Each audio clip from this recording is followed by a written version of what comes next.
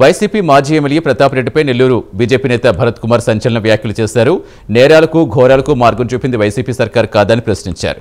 MLA ఆస్తులపై private వ్యక్తులతో డ్రోన్లు ఎగరేయించడం సమంజసం కాదన్నారు.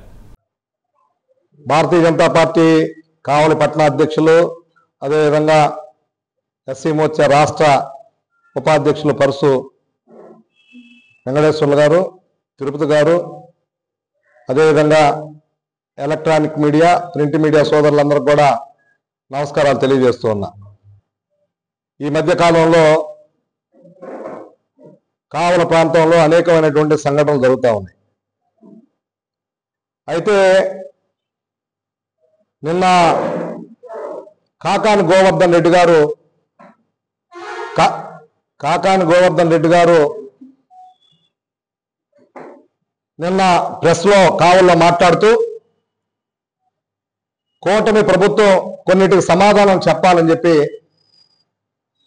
మాజీ మంత్రి మాట్లాడడం జరిగింది. అయితే మనందరం కూడా చూస్తూ ఉన్నాం, వైఎస్ఆర్సీపీ 5 సంవత్సరాలు ఏ విధంగా దోపిడీ చేసిందో, దుర్మార్గం చేసిందో, దగా చేసిందో మనందరం కూడా తెలుసు. ఆంధ్రప్రదేశ్లో నేరాలకి ఘోరాలకి ఒక రూట్ మ్యాప్ ఏర్పాటు చేసినటువంటి వైఎస్ఆర్సీపీ ముఖ్యమంత్రి గారి దగ్గర నుంచి మంత్రులు, ఎమ్మెల్యేలు అందరూ కూడా మనందరం కూడా బాగా తెలుసు. మనం అందరం కూడా గమనిస్తే పైలాన్ ఏ విధంగా రాత్రికి ధ్వంసం చేసి అక్కడ ఎక్కడా కూడా చిన్న ఒక కాంక్రీట్ రాయి కూడా లేకుండా చేసినటువంటి ఘనత వైఎస్ఆర్సీపీది.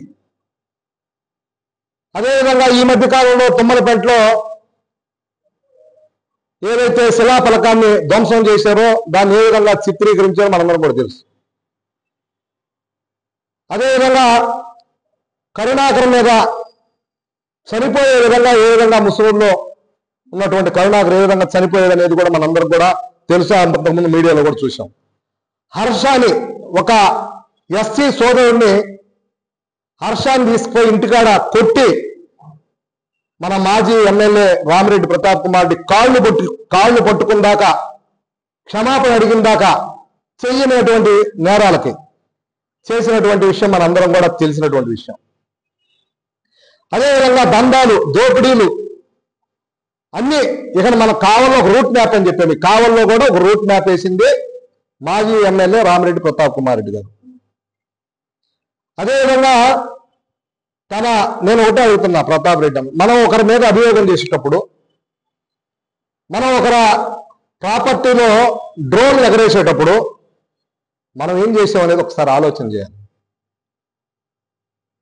మీ ఇంటి ముందు ఉన్నటువంటి గవర్నమెంట్ ల్యాండ్ని ఆక్రమించుకొని ఈ రోజు కూడా మీరు ప్రభుత్వానికి అప్పచెప్పారా? దానికి ఏమన్నా కనీసం ఏమన్నా బీఫామ్ పట్టా ఇచ్చారా? డీఫామ్ పట్టా ఈరోజు కదా. అయినా సరే ఇప్పుడు మీ యొక్క దానిలోనే ఉంది. మీరేమన్నా నిజాయితీ పరులా? నిన్న కొంతమంది మాట్లాడుతూ ప్రమాణం చేద్దాం, హత్య అని మీరు ప్రమాణం చేస్తారా అని చెప్పి అడగడం జరిగింది. నేను ఒకటే చెప్తా ఉన్నా, నేను చాలాసార్లు అడిగి మిమ్మల్ని ప్రమాణం చేద్దాం, మీరు చేసేటువంటి దోపిడీ మీద, దుర్మార్గం మీద, దౌర్జన్యం మీద ప్రమాణం చేద్దాం రండి శివాలయంలో అని నేను చాలాసార్లు అడిగాను. నా మీద మీరు సోషల్ మీడియాలో దాడి చేశారే తప్ప ఏ రోజన్నా మీరు సమాధానం చెప్పారా? నేను ఒకటే చెప్తా ఉన్నా, లక్షల కోట్ల రూపాయలు, లక్ష కోట్లు కాదు, కోట్ల రూపాయలు ఈ ప్రాంతంలో దోషినటువంటి పరిస్థితి వైఎస్ఆర్సీపీ నాయకులది కాదా? మనం వాస్తవాలు మాట్లాడుకుందాం. అదేవిధంగా మొన్న జరిగినటువంటి ఏదైతే ఎమ్మెల్యే గారు కృష్ణారెడ్డి గారి యొక్క